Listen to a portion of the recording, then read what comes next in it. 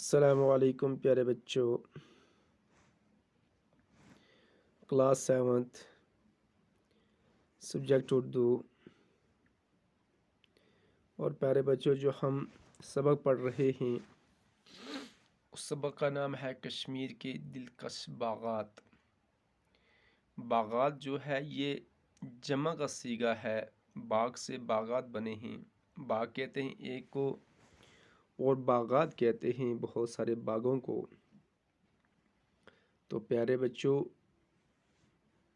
آج ہم یہاں سے شروع کریں گے۔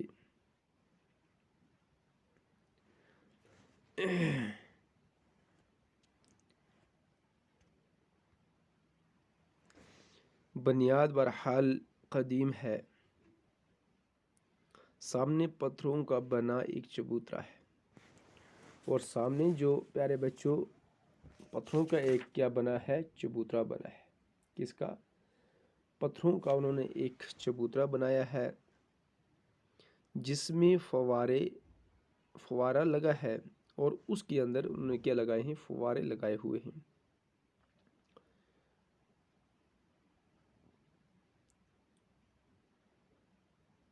باغ کے دوسرے طبقے میں تالاب ہے، اور اس کے دوسرا جو حصہ ہے اس کے اندر انہوں نے ایک تالاب بنایا ہے۔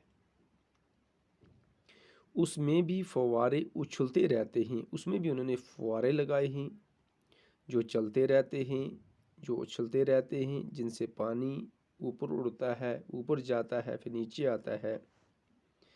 چشمہ شاہی کا پانی صاف و شفاف اور میٹھا ہے۔ پیارے بچوں، چشمہ شاہی کا جو پانی ہے بالکل صاف شفاف ہے اور میٹھا ہے۔ اسے ہاضمے کے لیے اچھا سمجھا جاتا ہے کہ انسان جو غذا کھاتا ہے اس کو ہضم کرنے کے لیے اس کو اچھا سمجھا جاتا ہے۔ اس پانی کو، چشمہ شاہی کا جو پانی ہے بچوں، اس کو کیا سمجھا جاتا ہے؟ بہت ہی اچھا سمجھا جاتا ہے۔ اس لیے لوگ یہاں سے بوتلوں میں پانی بھر بھر کے لے جاتے ہیں، اور جو بھی لوگ یہاں پر آتے ہیں چشمہ شاہی کی سیر کرنے کے لیے، دیکھنے کے لیے، چاہے وہ سیاح ہوں، چاہے وہ کشمیر سے باہر کے لوگ ہوں، چاہے کشمیر کے لوگ ہوں، جب یہاں پر آتے ہیں چشمہ شاہی کو دیکھنے کے لیے تو یہاں سے وہ بوتلوں کی بوتلیں پانی کی بھر کے لے جاتے ہیں اپنے ساتھ۔ کس کے لیے؟ تاکہ یہ ہمارے صحت کے لیے بہتر ثابت ہو۔ چشمہ شاہی کو ریاستی حکومت نے اب کافی وسعت دی ہے۔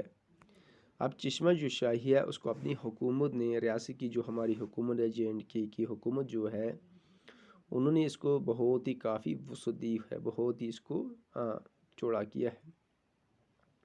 اس سے آدھ کلومیٹر نیچے پہاڑی کے دامن میں ایک خوبصورت پارک بنائی گئی ہے، اور اس کے آدھا کلومیٹر نیچے ایک پہاڑی ہے، اس کے نیچے اس کے دامن میں یہ خوبصورت کیا بنائی ہوئی ہے پیارے بچوں؟ ایک پارک بنائی ہوئی ہے